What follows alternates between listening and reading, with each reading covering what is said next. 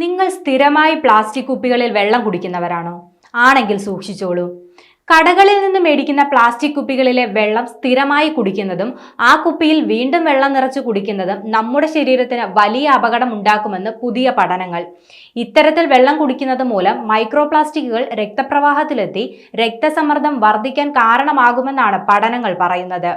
Austria Danube private യൂണിവേഴ്സിറ്റിയിലെ department of മെഡിസിനിലെ ഗവേഷകരാണ് ഇത്തരത്തിലൊരു പഠന റിപ്പോർട്ട് പുറത്തിറക്കിയത്. പ്ലാസ്റ്റിക് കുപ്പികളിലുള്ള പാനീയങ്ങൾ കുടിക്കുന്നവരുടെ ഉള്ളിൽ ആഴ്ചയിൽ 5 ഗ്രാം മൈക്രോ പ്ലാസ്റ്റിക്കുകൾ പോകുന്നതായാണ് കണക്കുകൾ വ്യക്തമാക്കുന്നത്. ഇത്തരത്തിലുള്ളവർക്ക് ഹൃദ്രോഗം, ഹോർമോണൽ അസന്തുലനം, അർബുദ സാധ്യത എന്നിവ കണ്ടുവരുന്നു. എന്നാൽ പൈപ്പ് വെള്ളം തിളപ്പിക്കുന്നതിലൂടെയും ഫിൽറ്റർ ചെയ്യുന്നതിലൂടെയും മൈക്രോ പ്ലാസ്റ്റിക്കിന്റെയും നാനോ പ്ലാസ്റ്റിക്കിന്റെയും സാധ്യത കുറയ്ക്കാൻ സാധിക്കുമെന്നും ഇവർ നടത്തിയ പഠനത്തിന്റെ ഭാഗമായുള്ള റിപ്പോർട്ടിൽ വ്യക്തമാക്കുന്നുണ്ട്.